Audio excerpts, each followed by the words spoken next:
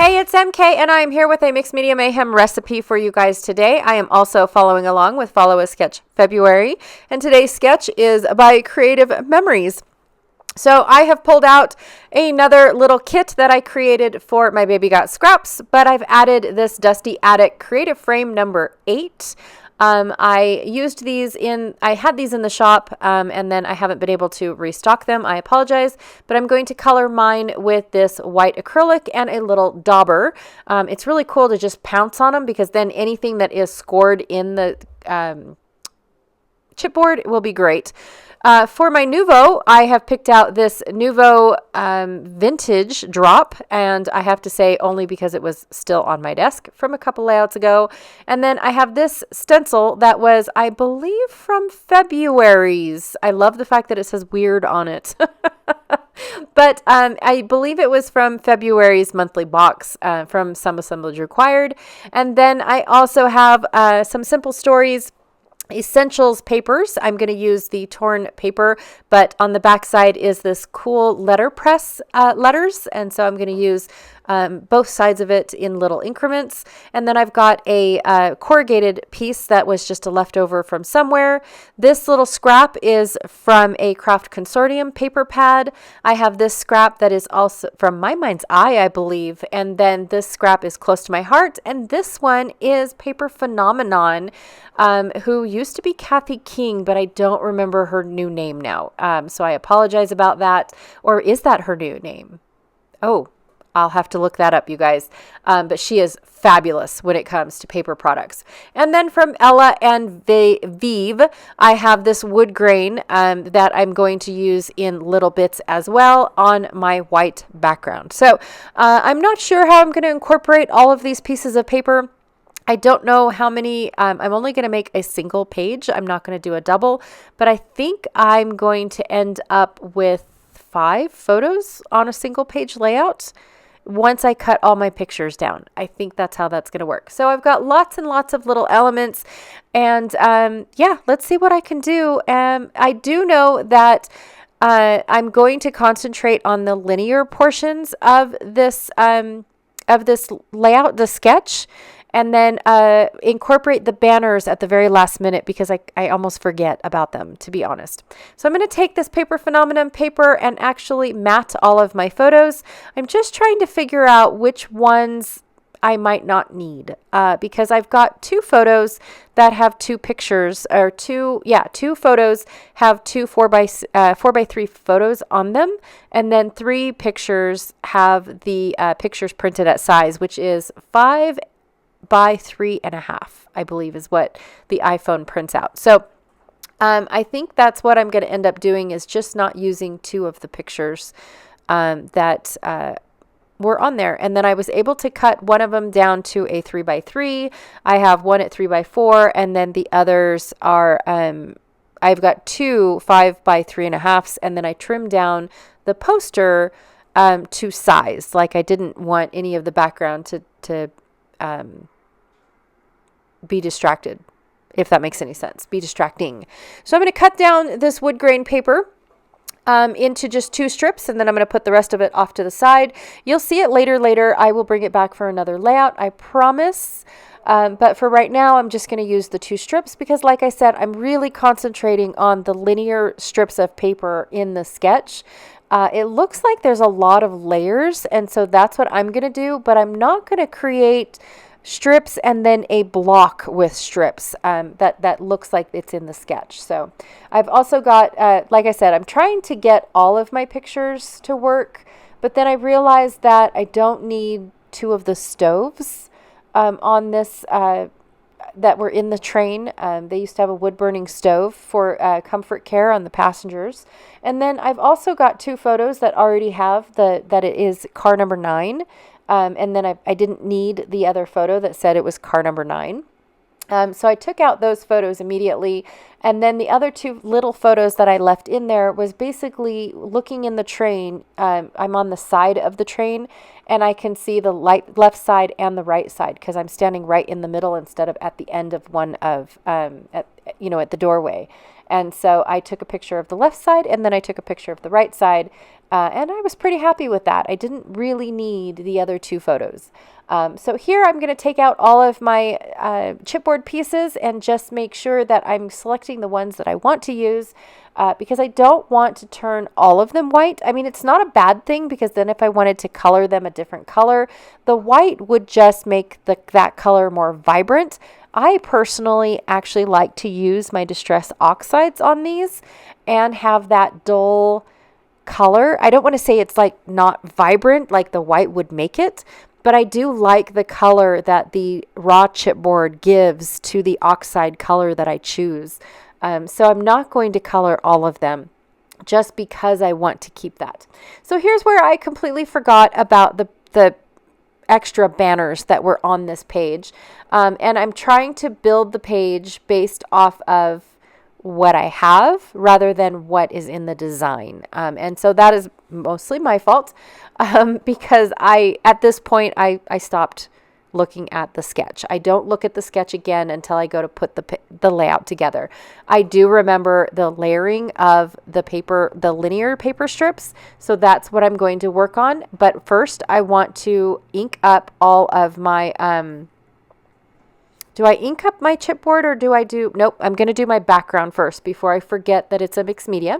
So mixed media, I had Nuvo drops, wood grain, and texture. And so for me, the texture is my corrugated paper because I didn't think that I needed Nuvo drops and texture paste because I usually use my Nuvo drops as my texture paste. So for this stencil, it had a lot more holes in it than I was expecting. Normally what I do is I just bring a strip of Nuvo across my stencil and then I rub it in. I needed a lot more Nuvo than I expected. So I'm going to go ahead and just squeeze out a little bit of Nuvo onto my desktop and then go ahead and apply it in the stencil. I'm not wanting any of the words. I just want this mechanical looking design because I thought that large circle represented the train wheel really, really well. So I'm trying to manipulate this piece around and in the area that I have. And by the time that I get down to the bottom of my layout, my stencil was actually dirty, and so it's not as clean of a transfer of a stencil as I wanted it to. But if I'm being honest, it blends in really well with the rest of the layout. So I'm okay with that. Yeah. And one of the other things I love about using Nuvo in a stencil is how fast it dries because you're not using a big glob to make a dot on your page. So I really do like that. Okay, so now I'm going to work on the linear strips. I'm going to do one at the top and one at the bottom. And I'm going to start with my wood grain so that way I make sure that criteria is full. I've split my Craft Consortium paper in half so that way I had a piece at the top and a piece at the bottom, but I'm actually going to split them in half again because I wanted this dark paper to shine, to break up both of my light papers because my wood grain is light and my torn paper page is light. And so I'm going to use this Craft Consortium paper to break up all of that pastel-y, the brightness, the light paper. But for my wood grain and this torn paper piece from Simple Stories, I am going to scuff up the edges and then just roughly ink them up. I don't want them to be too dark. I just kind of want it to look like it had a different color on the other side. Normally when you ink up a white core cardstock, you don't really see the other side unless you try to take your edge distressor and flip the page over, like curl it. Here, rubbing it super fast and pretty quick, you're just breaking up that edge and showing the white core. And even though my printed edge or my torn paper piece had a dark background, it didn't show because all I did was break up the core inside. And so it definitely needed something on that edge so that way it looked like it was dark on the other side. I hope that makes sense. So then I'm going to add another piece of Craft Consortium. So now I've got my linear lines for the top and the bottom. I'm not going to make you watch me do this again, but I do end up making 2 of these pieces. They're not going to be exactly the same because of the fact that my ripped pieces are I never rip one page. I never rip the same page or a page the same way twice. That's what I'm trying to say. And then I didn't really like how white my my stencil was. So I'm going to take this Hickory Smoke with my blending tool and just ink the edges. I'm not looking for full coverage. I'm okay if white peeks through just a little bit. So I'm going very, very fast, very quick over all of my stencil work. So that way I don't have a white background anymore. The only white that's going to be there is my wood grain and of course the off-white of my torn paper, pattern paper. So I'm going to go ahead and put my borders on. Now I did make my borders a little bit wider than what I anticipated. I could have made them a little skinnier, but I was afraid that if I made them too skinny, then I would have to tear them apart and try again and make them wider. So I went with wide to begin with, and I really do like how they look. I just feel like I've got the layered look that I was going for of the design from the sketch that really shines. I really like it. So now I'm going to go ahead and add the photos back to the layout because I know the 3 photos over on the far left. I know that they're not going to get anything tucked underneath them or anything like that. So I'm safe to go ahead and glue them down. And then, of course, where my blank spots are, I already know which photos go where. So I love doing that and sketching out where my mixed media is supposed to go because it makes putting the layout back together super easy. So I'm going to go ahead. I almost forgot about my texture, my corrugated piece. So I'm going to go ahead and put that underneath my 3x4. And then I'm going to glue my 3x3 down. It's super cute. So here's where I decide, what does the sketch tell me to do? And this is when I remember that I needed to do banners. And I really liked how behind one of the picture photo mats that they had on there, they had 2 banners side by side. And I thought, well, I will do that. Instead of just having 1 banner, I'm going to have 2. And so I'm going to take these letterpress letters and go ahead and just make them into my banners. Again, I scuffed up the edges and had that white edge shown. So I want to get rid of the white edge. So I'm going to briefly, really quickly, just ink the edge with walnut stain distress ink because it was on my desk. And that's pretty much the only reason why I used it, is because it was on my desk. And I'm going to cut a fishtail out of each one of my letterpress letter papers, just because that makes them into banners, right? Sorry, I had to get a drink. Sometimes I talk too much. Okay, so I'm going to go ahead and put those down as well. I'm not foreseeing anything being tucked in, but now I have a gap. And that gap is because I didn't want to put anything over the pipe that shows that this had at one point in time, a working fireplace in it. So I didn't want to cover that up. So hopefully I will be able to remedy that gap one way or another, or at least lessen it one way or another with my embellishments.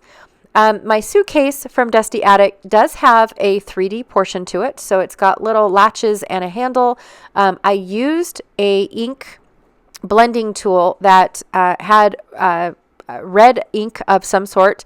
It's more like a purpley red, which matched the red that I used for my photo mats beautifully. I don't know what red it was. It was just whatever was left over. It might have been mahogany. Is it mahogany? Anyways, whatever that Tim Holtz mahogany color is. I apologize. I don't aged mahogany. Ooh, I remembered. That's what it's called. And I think that's what it was, but it was very light and worked perfect for my suitcase. And then this other little suitcase had a little tag on it. And so I took my sepia pen. It's just a journaling pen in brown, and I colored it in. And it worked perfect on top of my paint that I already had. So also sitting on my desk, I had this little package of random bits. I don't even know what it's called, you guys, but it's got a lot of numbers on it, a lot of date things. This one that I just put down is coordinates, lots and lots of different things. Some of them are postage stamps. And so I'm picking out some that I think will represent the train ride really well. This isn't a train ride. It's just a car in a museum. But the thing about this car is that the story is that it is haunted. No matter where it's been, it has been haunted. And there's a girl on there, and it doesn't say exactly her age. They call her a lady.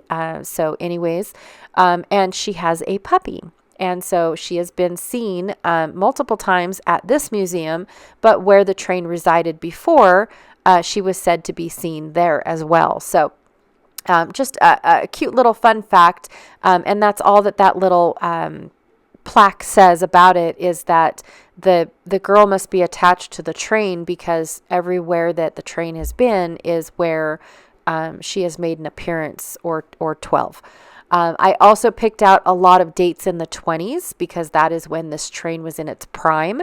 It has been redone. That's one of the beautiful things that I love about this museum, is that they have volunteers that strive to put these trains back into their previous state, like what they used to look like in their prime. And this is one of them that they did. They found an old stove and put the stove in to try to represent the stove that was there. And it's always one of those, they call them potbelly stoves. And so that is what this stove is. The picture that I removed actually showed the potbelly of this stove. And so this one picture that I kept really didn't, but the whole point of it was the fact that for passenger comfort, they had a stove for the cooler weathers and whatnot. So I really like it. There's also a restroom on board. In the door that I don't have a picture of, and all that good stuff. Just really great. I also decided to include some postage stamps on this as well, because a lot of people traveled to deliver mail or letters or things like that. And so the railroad was how we used to get all of our correspondence. And so that is one of the things that I absolutely love.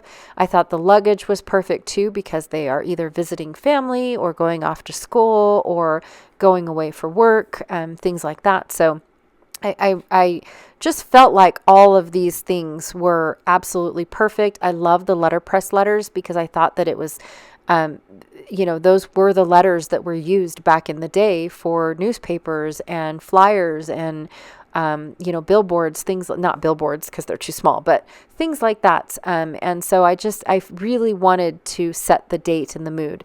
And as you can tell, my little camera in the back got totally forgotten. That's my bad. It does end up getting put on, and it'll show up in the pictures, in the still pictures. But I didn't realize that it got tucked under my layouts. I apologize. But yeah, this is definitely a fun layout. I love watching and going to the museum and seeing how these trains are becoming renewed and brought back to life. All right, you guys, don't forget to check out the playlist down below for Follow a Sketch February and all of the other wonderful creators that are playing along with this sketch today. Also, too, don't forget to check out Sandy's Facebook group, which is Scrapping Reflections. She has all of the sketches for the month up, and you can go and click on them and see all the comments down below and all of the creative designs that were made from each sketch based off of everybody else's creativity. So it is great seeing all of these sketches and having all of this inspiration. It's awesome. All right, you guys, again, thank you so much, and I will check y'all later. Bye.